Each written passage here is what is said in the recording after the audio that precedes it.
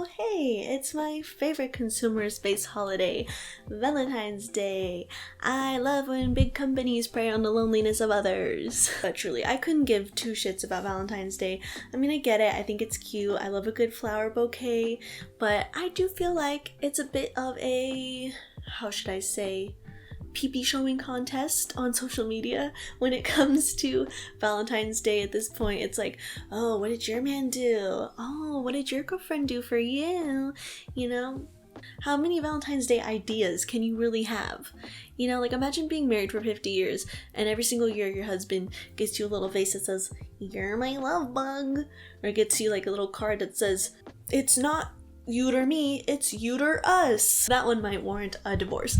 But, you know, Valentine's Day has a lot of tacky, cheesy things, but I really like that like love core aesthetic, you know, pink. That's my thing.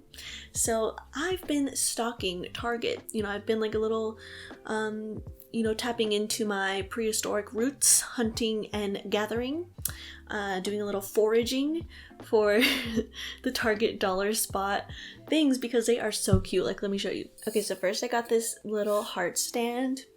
It's so cute. I put my little crystals on it, and then I got this heart-shaped candle, which I melted all the wax out of and I put my crystals in there. So speaking of Target, while I was there, I was looking at some of the home decor and I saw some really cute like Valentine's Day, like kind of subtle Valentine's Day stuff, and I was thinking instead of buying it and spending like $15, why not spend 5 hours of my time making it? Very good decision, very good use of my time. So that's what we're gonna do today. I'm gonna show you like 4 or 5 different decor that has like Valentine's Day love core themes, really easy to make, really cheap, and yeah, that's what we're doing. So let's go. So first I saw these heart wreaths and I thought they were really cute, but I hated the fact that they look like the dead grass in my backyard. So let's find some colorful yarn and some cardboard and we're gonna make a dupe. So first we're gonna just freehand a heart, and if you're not good at freehanding things and you're not good at making things even, just cut out one side, fold it over a little bit, and then trace the other side, and oh look, it's an even heart.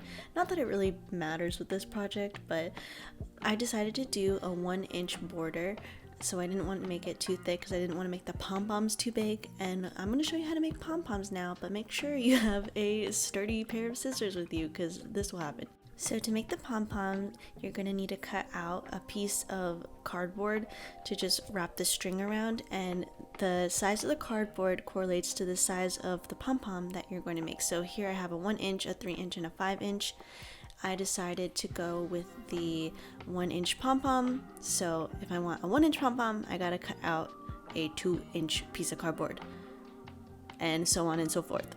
So once you have your cardboard guide, you're going to wrap your string around it like a million times. Just keep going and going and going and going and going until the cardboard just cannot handle it anymore. And then take the cardboard out and then tie it in the middle. Tie it nice and tight like you're zipping up your faja, like you're lacing your corset. Yeah, look at that, she snatched. And then you're going to cut the other side and just kind of give it a haircut until it looks nice. This reminds me of cutting the hair on my cat's butt. Like, my cat is really, really hairy, so it's not to like trim her butt hairs. Anyways, so now I'm just making some holes in the cardboard base for a tassel and the strings. I'll teach you how to make a tassel in the next one, but it's basically the same thing as a pom-pom, except you don't cut one side.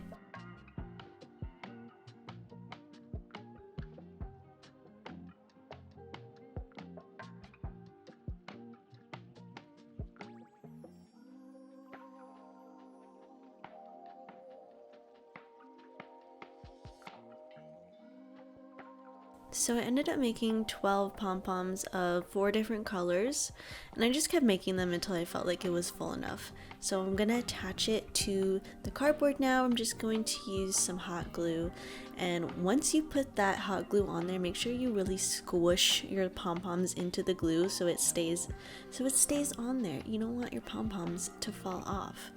And then just, give it a nice little haircut again. I can confidently say that this looks a million times better than the reference that I was going off of from Target, that dried barn grass version from Target. Anyways, if you're hanging this in like a doorway where you're going to see the back, you can just add pom-poms on the back of it so you won't have to see that nasty cardboard, but I'm just hanging this on the wall, so just putting it on the front will be fine, but it looks so good. Next, we're going to make a garland. You're going to need some wooden beads, some heart wood thingies from the Dollar Tree, and then you're gonna get some string and some yarn from the last project. So we're gonna start painting it pink because of course we are.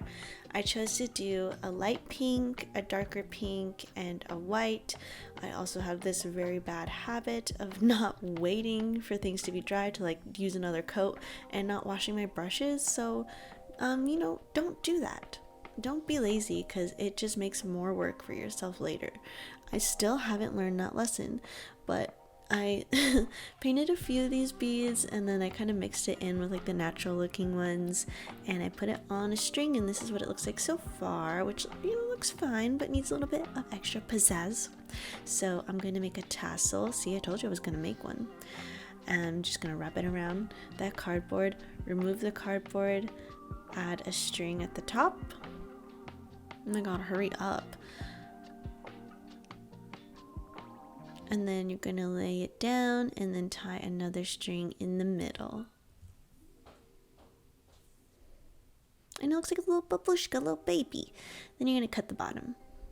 And the tassel is done.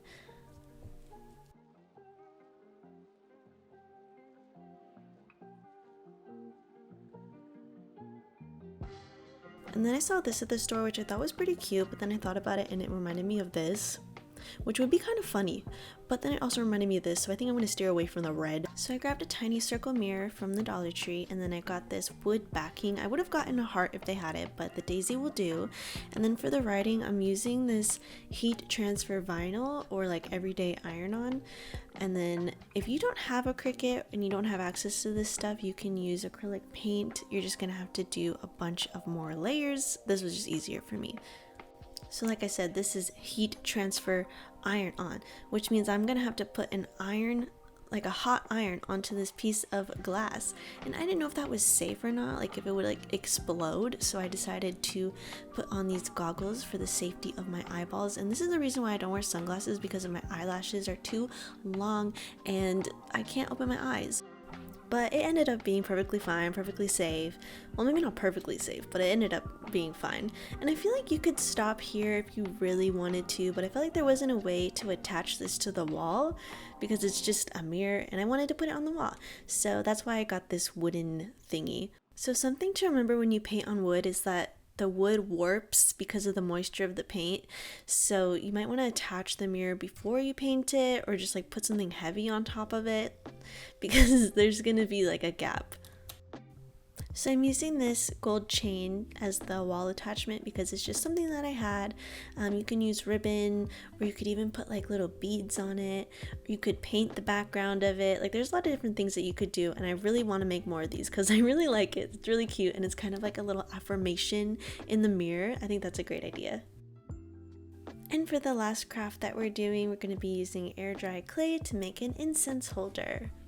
So now I'm just rolling it out and making it flat.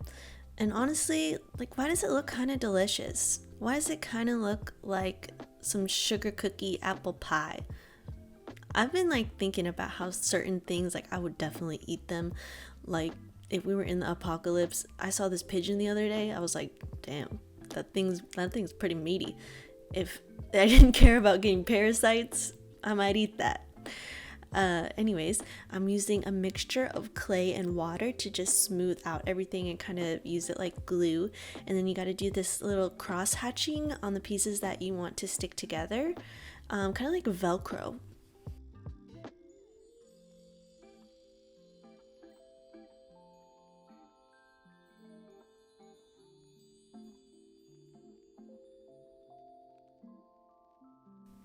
So this is the final design that I decided on, and it kind of reminds me of a cute version of like a really scary biblical angel. Like, you know how they were always like, do not be afraid?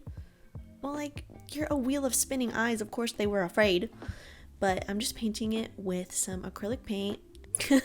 I was in shock. It's okay. It's okay. Shh, it's okay. We can fix this. So let's just finish painting everything the colors that we wanted to, and then we'll attach the wings back later.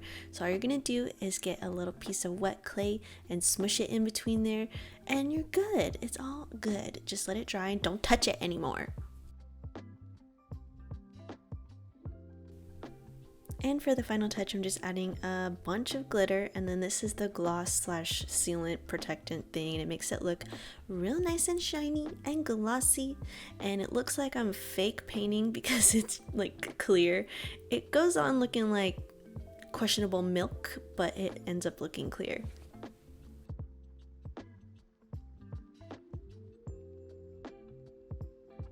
I love all the stuff that I made today. That's staying up. That's so cute. I'm so happy with everything that I made, and I will be on the hunt for more Valentine's Day stuff, so stay tuned. If you liked any of the things that I made today and happen to make them yourselves, please send me a picture here.